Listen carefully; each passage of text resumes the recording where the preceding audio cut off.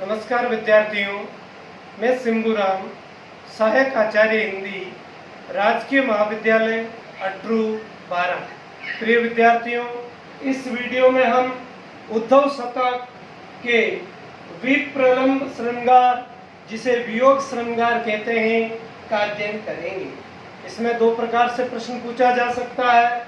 एक सीधा सा प्रश्न, उद्धव शतक के विप्रलंब श्रृंगार या वियोग श्रृंगार पर लेख लिखिए या विस्तार से वर्णन कीजिए। यह प्रश्न ऐसे भी आ सकता है, उद्धव शतक एक विरह काव्य है जिसमें गोपियों की विरह वेदना का मार्मिक चित्रण हुआ है, इसे शोधारण स्पष्ट कीजिए। तो इससे पूर्व वीडियो में हमने संयोग श्रृंगार का अध्ययन किया था। इसमें वियोग श्रृंगार रस के दो पक्ष होते हैं, संयोग श्रृंगार और वियोग श्रृंगार। इसमें वियोग श्रृंगार या उसका दूसरा नाम विप्रलंब श्रृंगार का अध्ययन करेंगे। जगन्नाथ दास रत्नाकर द्वारा रचित उद्धव शतक एक विरह काव्य है। इसमें गोपियों की विरह व्यथा का मार्मिक चित्रण हुआ है, जिसको हम निम्नलिखित बिंदुओं के अंतर्गत अध्ययन कर सकते हैं। प्रियजन का स्मरण, गुण कथन व उद्वेग, विविध स्थितियों का चित्रण, अनुभावों का चित्रण। सर्वप्रथम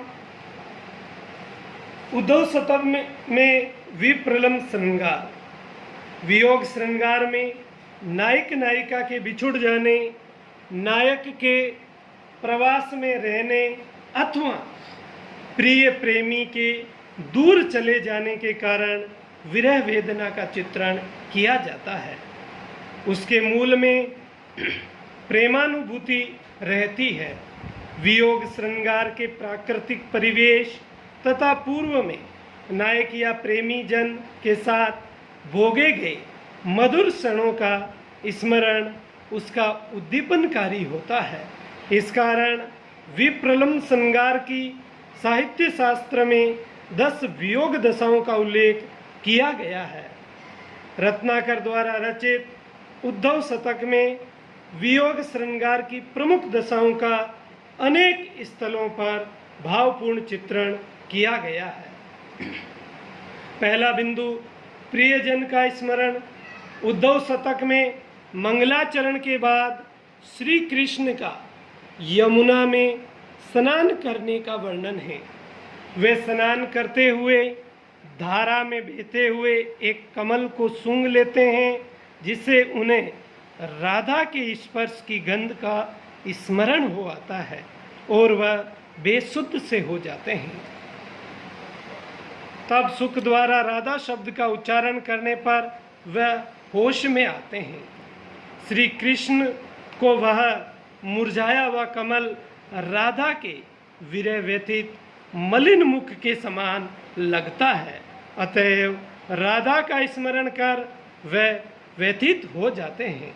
इसके बाद वे गोपियों, ब्रजवासियों एवं सभी प्रियजनों का स्मरण करते हैं और उद्धव को उन्हें समझाने के लिए भेजते हैं।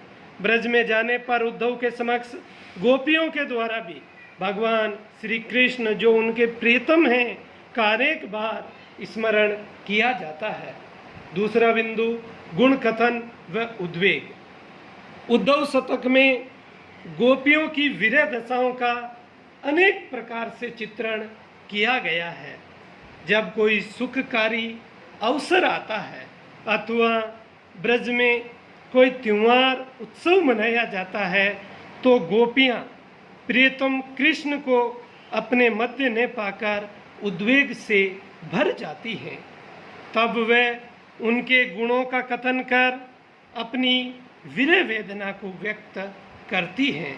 इस प्रकार गोपियों के कथनों के माध्यम से उद्धव शतक में अनेक स्थलों पर गुण कथन एवं उद्वेग का सफल निर्वाह देखने को मिलता है। अगला बिंदु, विविध स्थितियों का चित्रण। रत्नाकर रचित उद्धव शतक में विप्रलंब श्रृंगार या वियोग श्रृंगार के परिपाक की दृष्टि से विरह दशाओं के साथ साथ अन्य स्थितियों का भी मार्मिकता से कवि ने चित्रण किया है। गोपियाँ विरह वेदना से प्रलाप करती हैं, उन्माद से ग्रस्त रहती हैं और अनेक क्षणों पर वे जड़ता से चेतना शून्य हो जाती है। मथुरा में रहते हुए भगवान श्री कृष्ण भी इसी तरह की विरह वेदना से ग्रस्त रहते हैं। उद्धव से गोपियाँ निवेदन करती हैं कि चाहे हम जैसी भी हैं फिर भी उन प्रियतम की सेविका हैं, इसलिए वे एक बार अवश्य ही भगवान श्री कृष्ण को कहना कि ब्रज में आकर हमें दर्शन दे। अगला बिंदु अनुभवों का चित्रण। वियोग श्रृंगार के अंतर्गत उद्धव शतक में अनेक स्थलों पर अनुभवों का बहुत ही सुंदर ढंग से चित्रण हुआ है। जब उद्धव मथुरा से ब्रज में पहुंचते हैं तो सारी ब्रज ललनाएं अपने प्रेमातिरेक के कारण संदेश सुनने के लिए आ जाती है। उस समय उनकी दशा बड़ी ही मार्मिक बन जाती है। उद्धव को ब्रज से विदा करती गोपियों के द्वारा तथा मार्ग में उद्धव के आचरण द्वारा कवि ने सुंदर भावों की अभिव्यंजना की है। हमें इसमें वियोग की विविध दशाओं तथा गोपियों की विरह वेदना का मार्मिक चित्रण एवं प्रबंध रचना की तरह किया गया है, जो कि अतीव मनोरम है।